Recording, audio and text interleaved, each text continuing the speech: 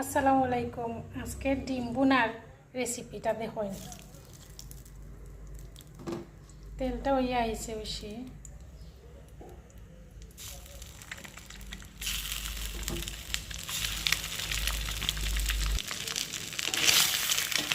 সরিষার তেল দিচ্ছি বেশি, কারণ আমি তো সব তরকারি সরিষার তেল খাই, সয়াবিন তেল খাই না।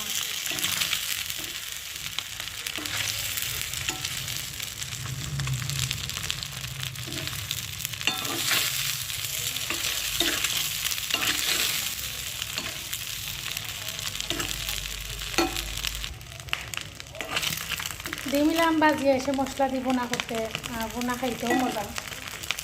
বাট আজকে ওরকম আইটেম করে ডিম বোনা করবো আর কি। টমেটো হইলে বেশি ভালো হইবে, টমেটো নাই।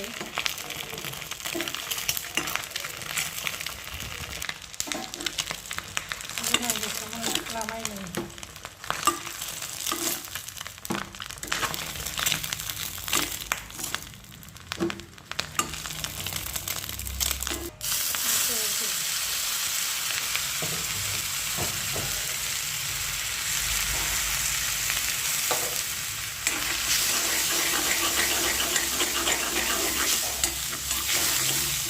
সবাই বেশি গরম হয়ে গেছে, কারণ এখন ভাই আমারে কইরা ইয়া এটা কড়াই এটা খালা খানে কমেন্ট করিয়া।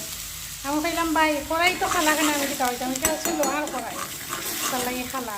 তেল খাইতে খাইতে খালা হয়ে গেছে। সব ধরনের মরিচ কুচি আর হলুদ, কারণ হচ্ছে যেটা ডিম বোনা আমাকে ওলাখান দিয়ে খাইতে ভালো লাগে।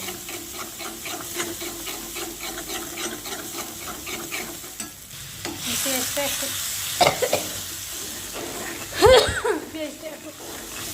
সিদ্ধ আল্লাহ দিয়ে হালকা বানিয়ে দিচ্ছি।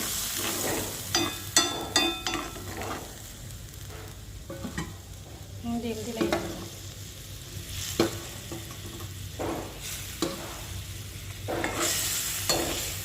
ডিম বোনার রেসিপি।